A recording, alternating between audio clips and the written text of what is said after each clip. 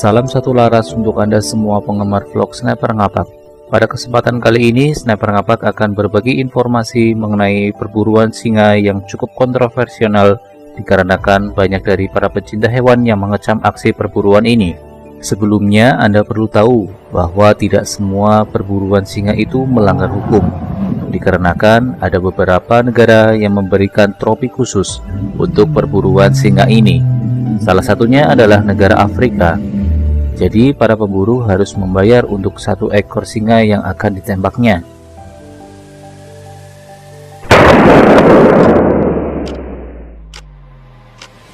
Sebagai informasi tambahan, singa dikenal sangat ditakuti dan menjadi predator tingkat 1 di padang savana Afrika, sehingga tidak ada predator lain yang berani mengusiknya, kecuali predator tingkat 1 di dunia, yaitu manusia.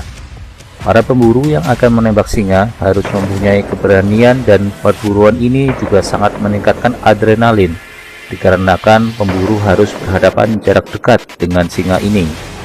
Saat berburu, pemilihan target ditentukan oleh pendamping profesional yang biasanya sudah bekerja sama dengan biro khusus perburuan di Afrika.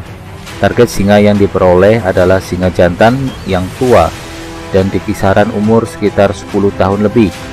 Jika singa itu masih muda di bawah 5 tahun, tidak diperbolehkan untuk ditembak karena masih dalam masa produksi dan menjaga wilayah teritorialnya. Untuk harga trofi seekor singa tua adalah sekitar 300 juta, sedangkan untuk singa yang masih muda di atas 6 tahun sekitar 500 juta. Para pemandu dan pemburu profesional yang memberikan ciri-ciri target singa jantan yang masih muda dengan tubuh besar, kekar, dengan surai hitam dan tebal. Ciri lain adalah bagian telinga yang sudah pecah-pecah. Bagian kulit dari muka hingga badan sudah banyak luka goresan dan cakaran, baik dari perkelahian sesama singa maupun dengan predator lainnya. Perburuan raja singa terbesar dari Afrika ini tentunya harus mempunyai peralatan yang cukup, di mana senjata adalah alat yang utama. Senjata yang digunakan harus memiliki standar kaliber besar, dikarenakan singa merupakan hewan yang tidak mudah untuk ditumbangkan.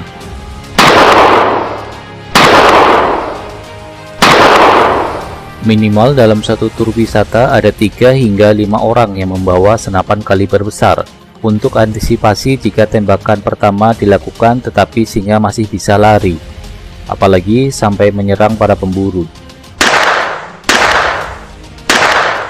Intinya, jika penembak pertama tidak langsung membunuh singa, maka para penembak lain segera menembaknya lagi.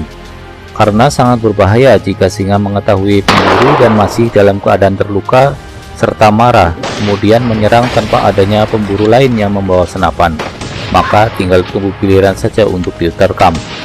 Perburuan singa di Afrika sekarang lebih sering menggunakan umpan daging yang diikatkan di pohon dan pemburu bersembunyi di gubuk buatan untuk menyanggong dan menunggu kedatangan singa. Biasanya untuk jarak tembak minimal 50 meter hingga 80 meter. Perburuan tidak boleh lebih dekat, dikarenakan apabila singa yang ditembak tidak langsung mati dan melihat adanya manusia di dekatnya, maka dia akan merasa terancam dan menyerang. Bayangkan saja jika jarak tembak antara penembak dan singa hanya 10 meter, dan singa tidak langsung mati ketika ditembak, maka sudah bisa dipastikan pemburu langsung menjadi sasaran kemarahan singa tersebut. Pada salah satu perburuan, di mana pemburu sedang menunggu target singa muda yang datang, maka pemburu segera menyiapkan dan membidik target dengan memilih titik vital singa jantan tersebut, yaitu bagian jantung. Tetapi bagaimanapun juga singa merupakan hewan yang mempunyai nyawa, maka pemburu harus menembaknya lagi jika tembakan pertama tidak langsung menumbangkan predator besar ini. Berbeda dengan berburu buaya, di mana sang pemburu bisa melakukan tembakan hingga 3 kali tanpa harus ada pertolongan dari pemandu atau pemburu profesional yang menemaninya. Berburu singa jantan yang masih muda sangat berbeda, dikarenakan apabila tembakan pertama tidak langsung mati dan menumbangkan target singa jantan terpilih, maka pemandu profesional segera membantu untuk menembak singa yang sudah terkena tembakan tadi, tanpa harus menunggu singa itu lari, bahkan jika mengancam para pemburu dalam tur wisata berburu di Afrika ini. Apabila pemburu bertemu dengan singa yang sudah mengetahui keberadaan Anda dan dia tidak lagi pergi, maka itu adalah kesempatan terbaik untuk membidik target dan memilih titik vital singa jantan besar ini. Pemburu akan sangat mudah menembaknya dan singa pun bisa langsung tertembak dengan luka yang fatal tentunya. Tetapi walaupun sudah ditembak, pemburu harus tetap ekstra hati-hati jika berhadapan dengan singa, karena singa masih mempunyai tenaga yang cukup kuat untuk berlari menyerang penembak, bahkan hingga menyergap dan menggigit bagian leher penembak. Berbeda ketika para pemburu menembak seekor rusa atau babi hutan, di mana target yang ditembak pada bagian perut biasanya akan lari. Apabila singa jantan besar ini ditembak pada bagian perut, dia akan melompat serta menggulungkan badannya karena naluri hampir sama seperti kucing. Di saat inilah para pemburu segera mengirimkan tembakan lanjutan agar singa yang sudah terluka bisa langsung mati. Sebagian besar pemburu yang sudah profesional, dia akan menembak sekali lagi dan menunggu beberapa saat setelah tembakan terakhir dilakukan. Tindakan ini dilakukan untuk memastikan singa itu benar-benar mati. Tak terbayangkan jika singa itu masih hidup, tetapi pura-pura mati dan pemburu mendekatinya. Tahayal pasti pemburu langsung diterkamnya.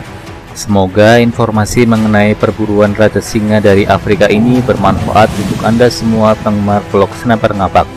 Jangan lupa like, share, subscribe, dan komen pada channel YouTube Sniper Ngapak untuk mendapatkan informasi menarik seputar hobi berburu dan menembak lainnya. Salam satu laras.